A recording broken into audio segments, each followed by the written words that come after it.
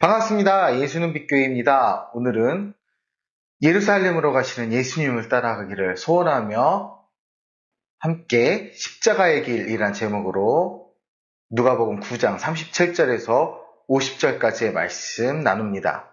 제가 가진 신약성경 108면에 있습니다. 함께 본문 말씀 보겠습니다. 신약성경 복음서에 있는 누가복음 9장 37절에서 50절의 말씀입니다. 하나님의 말씀에 경청하십시오. 이튿날 산에서 내려오시니 큰 무리가 맞을세 무리 중에 한 사람이 소리질러 이르되 선생님 청컨대 내 아들을 돌보아 주옵소서. 이는 내 외아들이니이다. 귀신이 그를 잡아 갑자기 부르짖게 하고 경련을 일으켜 거품을 흘리게 하며 몹시 상하게 하고야 겨우 떠나가나이다. 당신의 제자들에게 내쫓아 주기를 구하였으나 그들이 능히 못하더이다. 예수께서 대답하여 이르시되 믿음이 없고 패역한 세대여 내가 얼마나 너희와 함께 있으며 너희에게 참으리요. 내 아들을 이리로 데리고 오라 하시니 올 때에 귀신이 그를 거꾸로 들이고 심히 경련을 일으키게 하는지라. 예수께서 더러운 귀신을 꾸짖으시고 아이를 낫게 하사 그 아버지에게로 돌어주시니 사람들이 다 하나님의 위엄에 놀라니라. 그들이 다 그 행하시는 모든 일을 놀랍게 여길세 예수께서 제자들에게 이르시되 이 말을 너희 귀에 담아두라. 인자가 장차 사람들의 손에 넘겨지리라 하시되 그들이 이 말씀을 알지 못하니 이는 그들로 깨닫지 못하게 숨긴 바 되었음이라. 또 그들은 이 말씀을 묻기도 두려워하더라. 제자 중에서 누가 크냐 하는 변론이 일어나니 예수께서 그 마음에 변론하는 것을 아시고 어린아이 하나를 데려다가 자기 곁에 세우시고 그들에게 이르시되 누구든지 내 이름으로 이런 어린아이를 영접하면 곧 나를 영접하며 또 누구든지 나를 영접하면 곧 나를 보내신 이를 영접함이라. 너희 모든 사람 중에 가장 작은 그가 큰 자니라. 요한이 여짜오되 주여 어떤 사람이 주의 이름으로 귀신을 내쫓는 것을 우리가 보고 우리와 함께 따르지 아니함으로 금하였나이다. 예수께서 이르시되 금하지 말라. 너희를 반대하지 않는 자는 너희를 위하는 자니라 하시니라. 아멘. 9장은 주후 28년 가을 무렵부터 이듬해인 주후 29년 가을 무렵까지 약 1년간에 걸친 예수님의 갈릴리 후기 사역에 관한 이야기를 다루고 있습니다. 예수님의 갈릴리 사역은 12제자의 전도 파송을 기점으로 하여서 전기와 후기로 구분하여 이야기하는데 그 이유는 이때를 기준으로 하여 예수님의 사역의 방향과 그 성격이 크게 전환되기 때문이지요. 즉 갈릴리 앞선 전기 사역은 주로 일반 청중들 무리들을 대상으로 한 사역인 반면에 갈릴리 후기 사역은 주로 12제자들의 훈련에 집중하시는 사역이기 때문입니다. 공생애가 후반기로 접어들면서 예수님은 점차 당신의 십자가 순환 이후의 일에 대비해서 사역을 준비하셨습니다. 그것은 자신의 십자가 순환을 통해 죄와 죽음 아래 있는 인류의 구속을 위한 모든 조건들을 충족이 되지만 이미 완수된 그 사역의 효력이 온 세상 모든 사람들, 택한 백성 모두에게 미치려면 그의 사역을 알리고 또한 계승할 전도자들이 필요하였기 때문입니다. 그래서 예수님은 공생애를 시작하시는 초기 단계에서부터 이미 제자들을 불러 훈련시키기 시작하셨고 그리고 이제 이 공생애 1년여를 남겨둔 그 시점에 더 그 제자들을 집중적으로 사역에 초점을 맞추셔서 훈련을 시키신 겁니다. 그렇습니다. 인류의 구원을 위한 예수님의 사역이 본격적으로 시작되고 있는 것입니다. 이제 예수님은 십자가의 길을 걸어가시기 위해 모든 가르침을 십자가에 집중시키셨습니다. 그러나 사람들은 여전히 예수님이 이적을 베풀어 주시기를 바랐으며 제자들마저 십자가의 길을 전혀 이해하지 못했습니다. 오늘 본문을 통해 어리석은 제자들의 모습, 그리고 예수님이 진정으로 원하시는 십자가의 길을 우리 발견하기 원합니다.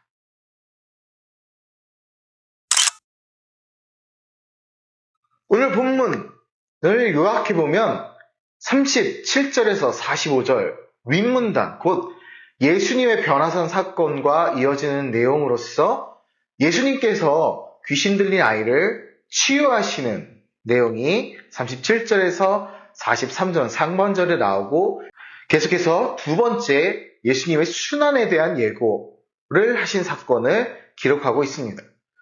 예수님께서 귀신 들린 아이를 치유하신 사건은 영혼까지도 지배하시는 메시아로서의 예수님의 주권과 능력, 그리고 그에 상반되는 제자들의 영적 무기력함이 확연히 드러나는 사건이지요. 우리가 주님께서 그리스도인들에게, 성도들에게 허락하신 역동적인 권세와 행복을 충분히 누리지 못하고 이 세상 가운데서 종종 실패하는 신앙 생활을 하게 되는 원인이 어디에 있는지 잘 보여주는 사건이 오늘 본문에 있는 사건입니다. 곧 그것은 절대자인 예수님, 하나님에 대한 절대적인 믿음의 부족에 있는 것입니다. 결국 귀신 들린 아이를 낫게 하신 사건의 핵심은 예수님에 대한 흔들리지 않는 절대적인 신앙, 곧 믿음을 갖도록 가르치시는 데 있습니다. 한편 예수님께서는 이 사건 직후에 다시 두 번째 순환 예고를 하셨는데, 이 역시 예수님이 십자가 순환을 당하는 상황에서도 제자들이 흔들리지 않는 믿음을 갖도록 하시기 위함이었습니다. 이어 뒤에 등장하는 9장 46절에서 50절은 서로 누가 크냐 하는 문제로 다투며, 또한 자신들과 일행이 아닌 자들을 배타적으로 대하는 제자들을 향한 겸손과 관용의 교훈을 주시는 내용을 다루고 있습니다. 이 마지막 문단은 거듭되는 예수님의 순환 예고에도 불구하고 그 믿음의 능력을 결핍함으로써 세상적인 지위의 마음을 빼앗겨 서로 다투고 갈등하는 제자들의 인간적인 모습, 세상적인 모습을 잘 부각시키고 있죠. 너무 안타까운 우리네 모습을 이곳에서도 발견합니다. 자, 그럼 다시 37절에서 45절의 문단으로 돌아가서 예수님이 산에서 내려오셨을 때 어떤 일이 일어났는지 함께 봅니다. 한 사람이 자신의 아들이 귀신에 붙들려 있다고 호소하고 구해주시기를 간구합니다. 제자들에게 귀신을 쫓아주기를 구했으나 그들이 못했다고 하소연하면서 말입니다. 이 간구를 들으신 예수님의 답변은 이전의 예수님의 답변과는 달랐지요. 그저 친절하고 따뜻한 모습으로 이적을 베푸신 것이 아니라 제자들을 책망하듯 말씀하셨습니다. 믿음이 없고 패역한 세대야 라고 책망하신 것입니다. 그 이유는 아마도 예수님이 이제 제자들을 떠나 십자가로 향해 가셔야 하기 때문에 그들이 속히 믿음 안에서 든든히 서기를 바라셨기 때문입니다. 예수님은 아이를 치유해 주셨고 사람들은 예수님이 보이신 하나님의 위엄에 놀랐습니다. 예수님은 표적을 보여주신 후에 제자들에게 예수님이 당할 순환을 예고하셨지만 제자들은 예수님이 가실 십자가의 길을 깨닫지 못했습니다. 실로 현대를 살아가는 우리의 모습과 비슷합니다. 우리는 다시 오실 그리스도를 기다리며 우리 앞에 주어진 고난을 믿음으로 이겨나가야 합니다. 믿음 없는 무능력한 모습에서 벗어나 십자가의 길로 속히 나아가십시오.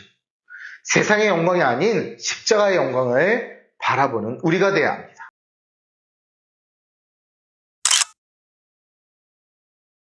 이어지는 46절에서 48절까지는 가버나움으로 가는 도중에 발생한 메시아 나라에서 누가 가장 클 것인가 하는 제자들의 논쟁이 나옵니다.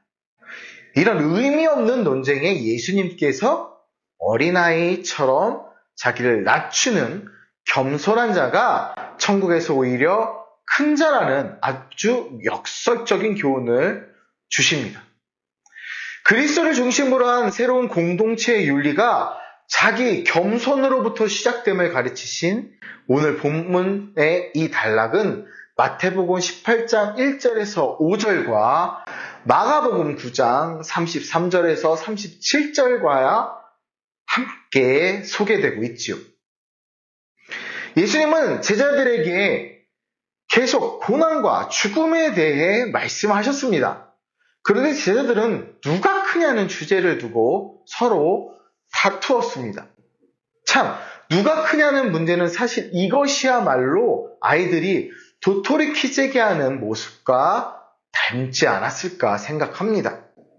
어차피 아이들은 성장이 다 이루어지지 않았기에 그 아이들의 성장이 다 이루어진 후에나 그 키의 크기를 잴 수 있지요. 결국 누가 큰지 안 큰지는 알 수 없습니다. 아니, 어쩌면 그 키가 석자든 넉자든 한자든 더 큰 사람이 키가 한자, 두자 더 작은 사람보다 낮은 마음, 부족한 마음, 혹은 더 겸손한 마음으로 마음이 큰 자, 마음이 작은 자가 될 수 있다는 하나님의 섭리를 여기서 보여주시는 겁니다. 예수님은 이같이 모습을 보시고 어린아이를 세우셨습니다. 그리고 예수님이 세상에서 가장 작은 자의 모습으로 오셨음을 상기시키셨습니다. 하나님 나라에서는 곧 작은 사람이 큰 자가 된다는 진리를 가르쳐 주셨습니다. 하나님 나라의 성도 그리스도인들은 이 세상에서 누가 큰가에 관심을 두는 사람이 되어서는 안 됩니다. 예수님을 따라가는 십자가의 길은 가장 작은 자의 삶입니다.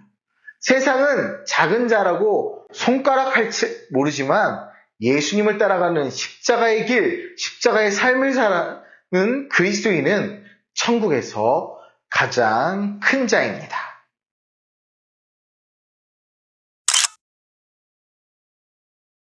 예수님의 제자들은 스스로 특권의식과 우월감에 차 있었습니다. 예수님의 12제자, 분명 명망 있는 랍비요, 선지자로서 추앙받던 예수님의 제자였기에 그런 특권의식이나 우월감 가질 수 있었을 거라 생각해 볼 수 있습니다. 49절을 보면 요한이 이야기합니다. 그들의 특권의식을 반증하죠. 예수님의 이름으로 이적을 행한 사람이 있었습니다. 근데 그를 금하였다 말합니다. 우리가 알 수 있는 사실은 당시 유대 사회에서는 좁은 의미의 제자 그룹에는 속하지 않았지만 올바른 신앙을 갖고 예수님이 참된 하나님의 아들이며 그 예수님의 이름으로 귀신을 쫓아내며 능력을 행하는 사람들이 있었다는 것입니다. 이것은 복음과 하나님 나라의 확장을 위해 매우 고무적인 현상이었습니다. 그런데 요한이 어떤 사람이 제자 그룹에 속하지 않았다는 이유로 그가 주의 이름으로 귀신을 쫓아내는 것을 금하였다는 것입니다. 이러한 요한의 태도는 참으로 편협할 뿐 아니라 어느 의미에서는 일종의 독선이요 교만이 아닐 수 없습니다. 사실 얼마 전 한 아이에게서 귀신을 쫓아내지 못한 제자들에 비하면 요한이 귀신 쫓아내는 것을 금한 그 사람은 훨씬 훌륭한 믿음의 소유자였습니다.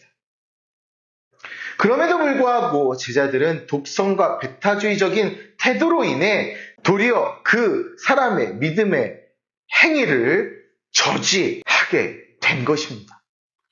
제자들은 예수님을 이용해 세상에서 높아지려 하는 마음을 갖고 있었습니다. 그런 그들의 눈에 매우 거슬리는 사람들이 바로 예수님의 이름을 허락 없이 사용해 귀신을 쫓아내는 내쫓는 사람들이었습니다. 그들이 제자들보다 더 큰 영적 능력을 가졌다라고 생각했기 때문이죠.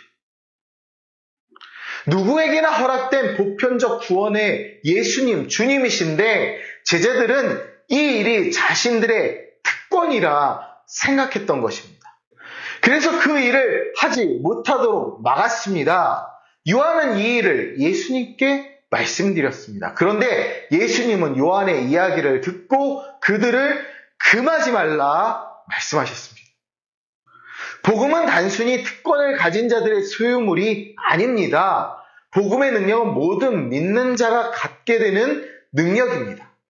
세상의 많은 이단과 사이비들은 그 복음의 능력이 자신의 것이라 이야기하며 자신의 능력으로 복과 저주를 외치며 그것을 자신만이 갖는 소유물인 것처럼 스스로가 그리스도라 이야기합니다.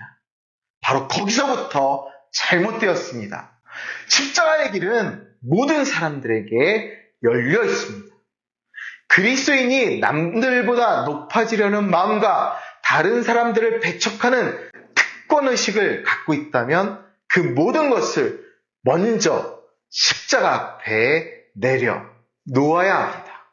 바로 그것이 예수 그리스도께서 가신 십자가의 길입니다.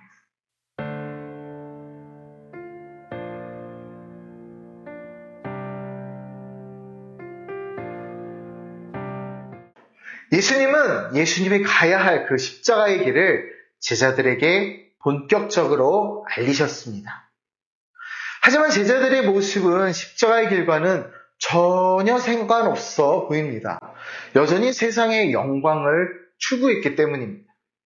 비슷한 모습을 보이는 우리에게 예수님은 여전히 자기를 부인하고 낮아지는 길을 가르쳐 주십니다. 그 가르침에 순종할 때 우리는 예수님이 가시는 길을, 가셨던 길을, 가신 길을 갈 수 있습니다. 오직 십자가의 길을 각자의 십자가, 자기 십자가를 지고 의의 길로 나아가길 축복하고 기도합니다. 감사합니다.